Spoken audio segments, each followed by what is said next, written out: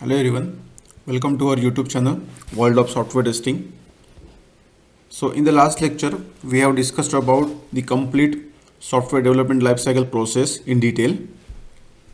In this lecture we are going to discuss about the software development lifecycle methodologies or the process models which are getting used in the IT industries.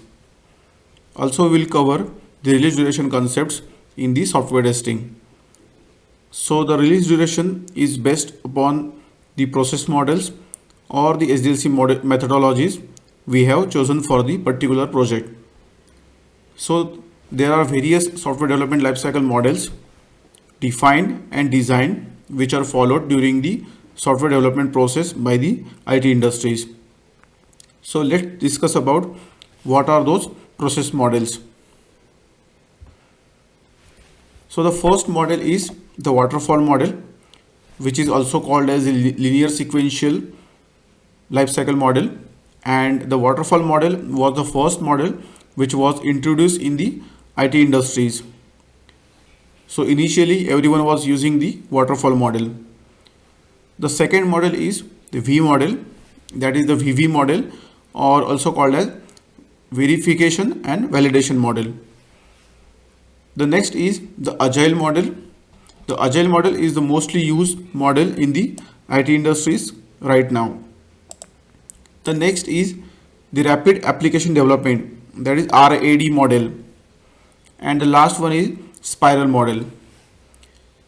So these models are referred to as a software development process models. And any of this model, let's say one model, let's say if you are selecting waterfall model for a particular project, then it has to be followed throughout the complete development of the project. So let's see one by one. The first is the waterfall model.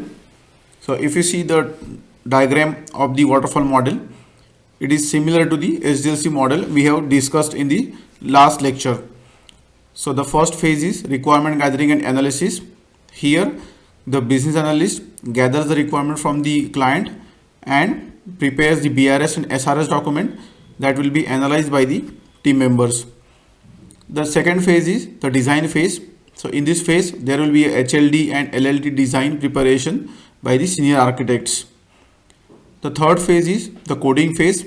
In the coding phase, the developers will start the coding activities to build the application. So once the build is ready, the testing that build will be passed to the testing team, and testing team will work upon the different types of functional testing, non-functional testing on the particular build. So once the testing is complete, that application is deployed to the production, that is in the deployment phase. So there will be an operation and maintenance after the deployment. So this is a waterfall model. All the models we are going to discuss in detail in the next lectures.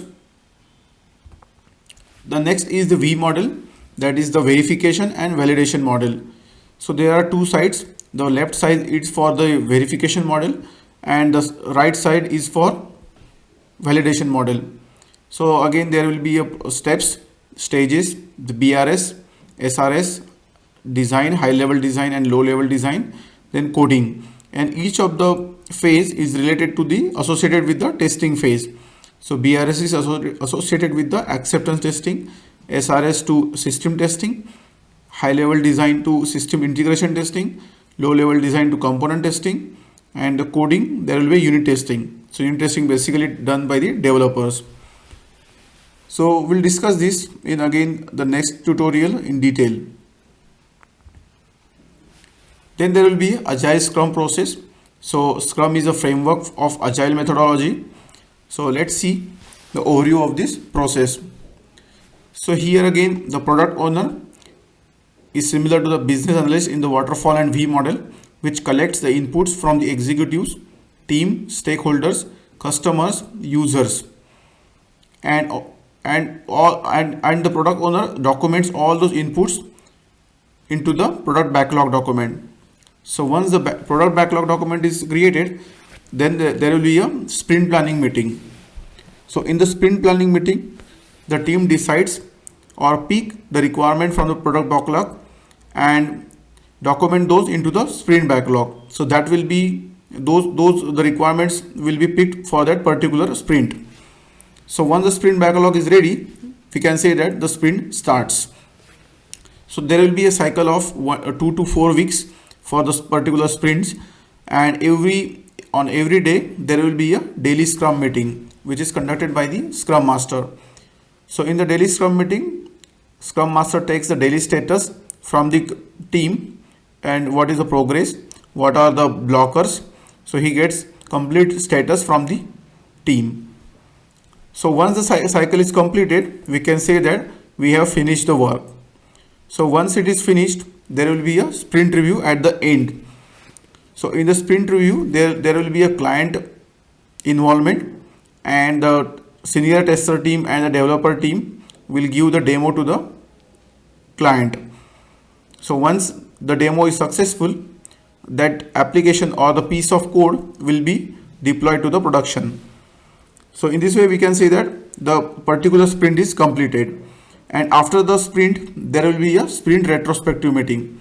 So in this, there are discussion goes on based upon that sprint progress. Let's say what went well, what went wrong, improvement areas. So based upon that sprint feedbacks, team will find ways to improve that particular areas. So once this one sprint is complete, there will be a similar second sprint gets started.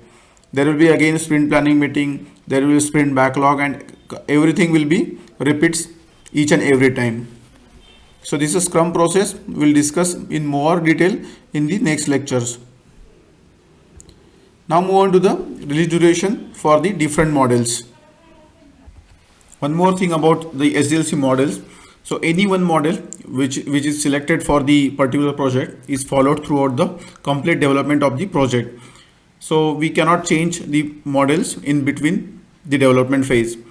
So let's say, for example, if for a particular project the industry has decided to go for the waterfall model, then the waterfall model will be followed throughout the project. So we cannot change it to agile or V model in between. So now, before going to discuss the duration concepts, so let's first discuss about the release concept. So what is release in terms of SDLC model? So to make you more clear, let's say you want to build an application, for example, a banking application that is for ICICI Bank. So the project duration is defined by the client is 3 years, let's assume. So this means that there must be a lot of requirements, expectations defined by the client for the different functionalities, features, non-functional requirements. So definitely any organization cannot deliver all the requirement at once. So here comes the release concepts. So this means that the project requirements are divided into the small pieces, which is called as releases. And the technical team only works based on the particular release. So there will be a multiple releases in a 3-year project duration. Developer will work upon the coding for that particular release requirements. Testing team will complete the testing for that, again for particular release requirements only. So once the testing gets completed, the particular piece of code release or deployed to the production. So that means that release gets delivered to the client. So once that is delivered, then we will have a next release. So the release duration varies based upon the SDLC model chosen by the organization or the client based upon that particular project. So let's say again same example, ICICI Bank application which duration is 3 years, that is means let's say 36 months.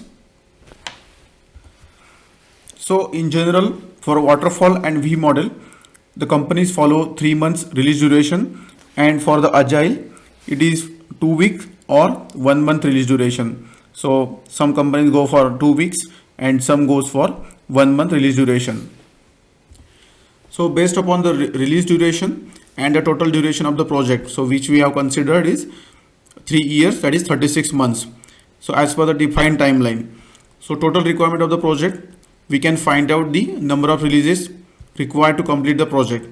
So for example, for this application, the project duration is 3 years, that is 36 months. And let's say the total requirement is 400. So to complete this 400, how many releases will be there? So for waterfall model, the number of releases would be, that is the total duration, that is 36 months divided by this 3 months release duration. So there will be total 12 releases of 3 months release duration.